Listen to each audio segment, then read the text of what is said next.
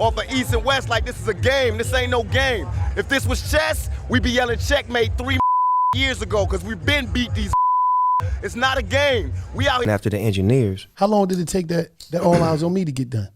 Shit, that nigga did, him and Daz did, they did half of that motherfucker in like 2 weeks. This nigga came. The album that's out now is just my emotion. It's emotional, but it's not thought-provoking. So I want to do some thought-provoking work with my music. And Daz worked on the first record that Tupac did when he came home. Ambitionz of a Ridah. As soon as he came home, Suge already knew. First person. Welcome back to Thug Legacy Entertainment. When Tupac walked out of Clinton Correctional in October 1995, most thought he'd disappear. But Pac, he turned freedom into a creative explosion that changed hip-hop forever. He stepped straight from prison into the studio, fueled by betrayal and a hunger to speak his truth. What he created wasn't just an album, it was a movement. All Eyez On Me is pressure, loyalty, revenge, genius, and legacy, all in one double-disc classic. Today, we're breaking down 10 untold facts about how this masterpiece was made, and why it's still the blueprint for greatness. October 1995. The air is cold, heavy with anticipation. After months behind bars, Tupac Shakur is finally a free man. But freedom isn't simple. The world outside has changed, and so has Pac. The media's waiting, fans are holding their breath, and the industry is buzzing with rumors. Everyone's got their eyes on him, wondering what his next move will be. Pac steps out of prison, the world expecting him to lay low, to disappear into the shadows and recover. But that's not his style. He's got unfinished business, and a fire burning inside him that can't be put out. Pac's got something to prove, to the haters, the doubters, the industry that tried to write him off. He's walking with purpose, every step echoing with defiance. He's not just back, he's on a mission. Suge Knight's waiting outside, death row chain glistening in the sunlight. This isn't just a reunion, it's the start of a new era. Suge has got a plan, and Pac's the centerpiece. Together they're about to flip the rap game on its head. There's no time for celebration, no parties or parades. Pac skips the fanfare and heads straight to Can-Am Studios. He knows the clock is ticking, and every second counts. Every second outside those bars matters. Pac treats every minute like it could be his last, haunted by the memory of confinement.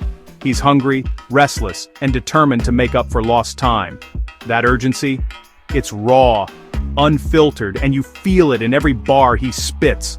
There's no holding back, just pure, uncut emotion pouring out in the booth. The pain, the hunger.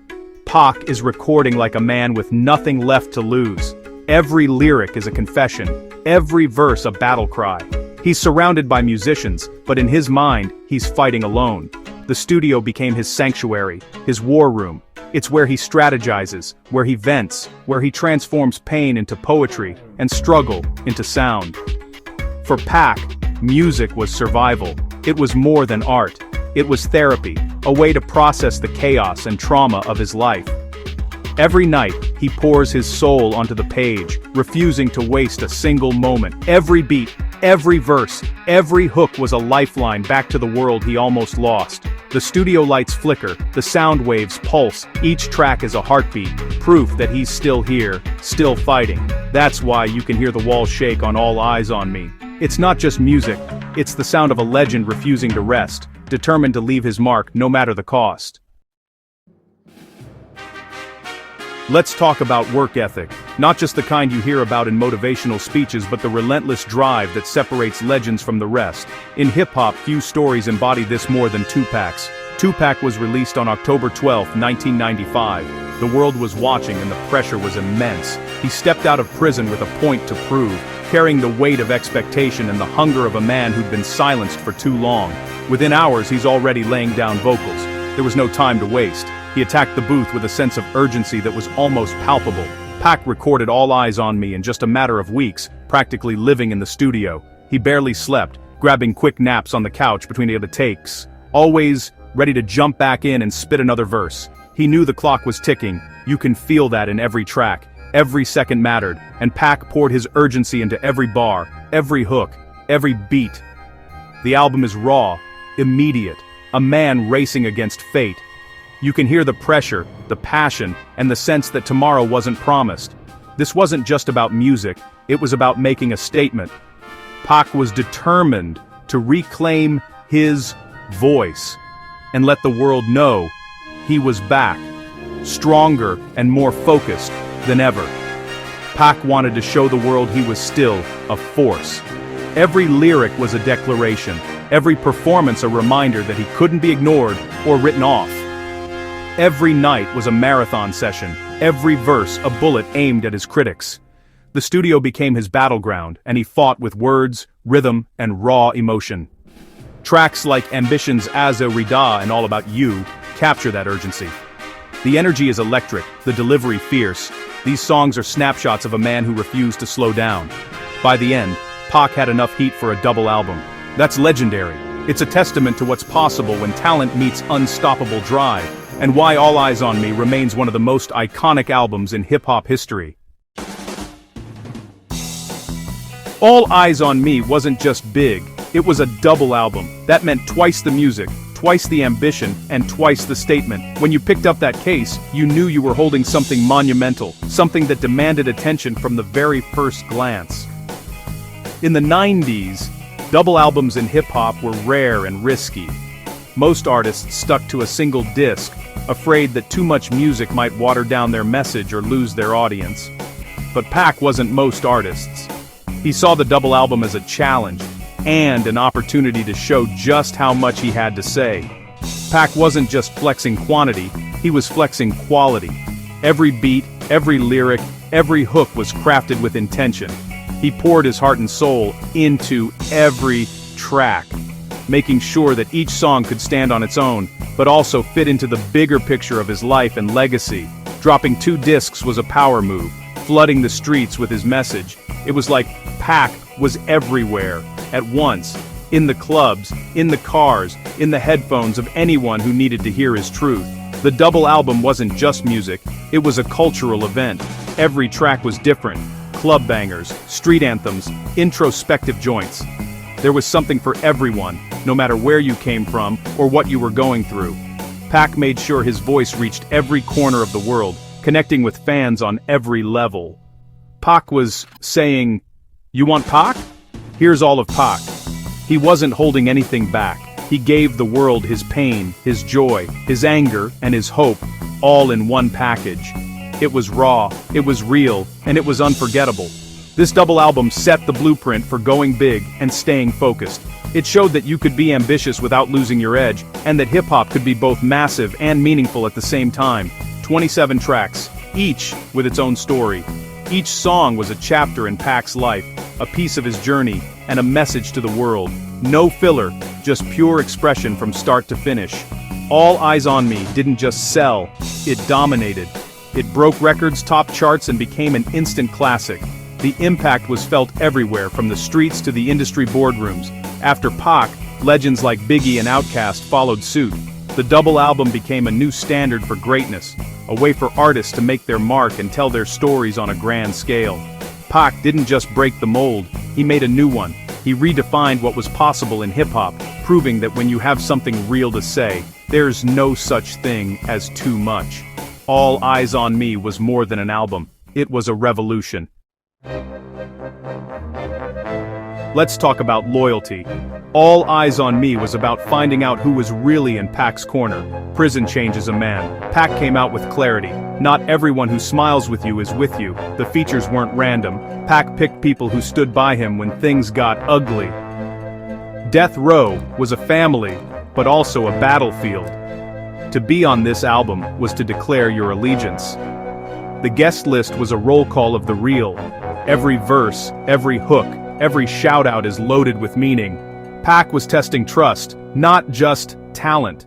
If you weren't loyal, you weren't around. Let's clear something up. Dr. Dre didn't produce All Eyez On Me front to back. Dre was the West Coast architect, but this album was a team effort. Daz Dillinger shaped much of the sound, bringing heavy bass lines and tight drums. Johnny J gave Pac those lush melodic backdrops. DJ Quick, Shock G, Corrupt all brought their own flavor. The Death Row sound was a collective movement. Each producer brought something unique, but together they created a sound that was unmistakably Pac. That's why the album still sounds timeless. You can't talk about All Eyez On Me without the legendary features: Snoop Dogg, Nate Dogg, Kurupt, Hussein Fatal, Yaki Gaddafi, and the Outlaws. These weren't just guest spots, they were family. Each voice brought a new energy, building a world around Pac's vision. The features were about trust, not clout. Pac picked collaborators who knew they were part of something bigger. Each track feels like a rally before battle. Every guest came correct, every verse mattered. These collaborations still stand the test of time. Nearly 3 decades later, All Eyez On Me still shapes the game. You hear Pac's influence in Kendrick, J. Cole, Drake, all call him the godfather of realness. Producers still chase that West Coast sound. Pac's storytelling, vulnerability, and raw emotion are traits today's best rappers try to capture. It's not just nostalgia, it's innovation. Pac showed you could be poetic and street, vulnerable and invincible. From album structure to crew building, Pac's fingerprints are everywhere. As long as hip-hop lives, Pac's spirit lives with it. All Eyez On Me wasn't just an album title, it was a warning. Pac knew the world was watching: media, courts, industry, East Coast. So he gave them something to talk about. Every track is a message, a response to betrayal and scrutiny. Pac used the album to flip the script. If all eyes were on him, he'd give them a show they'd never forget. He called out the industry, the phonies, the haters, with style. The album is loaded with double meanings and open challenges. All Eyez On Me became a mirror for an era, showing our fears, struggles, and power. When All Eyez On Me dropped, hip-hop was in the eye of a storm. The East Coast versus West Coast rivalry was at its peak, and Pac was in the middle. Pac's voice was so powerful, people took sides just off his words. His lyrics were dissected, debated, twisted, but he never backed down. The album is loaded with pride. West Coast, Death Row, Pac pride. This tension made the album feel dangerous, urgent. Pac wasn't just about beef, he was about respect and legacy. The album was a product of its time, and it helped define that time. All Eyez On Me is history in real time.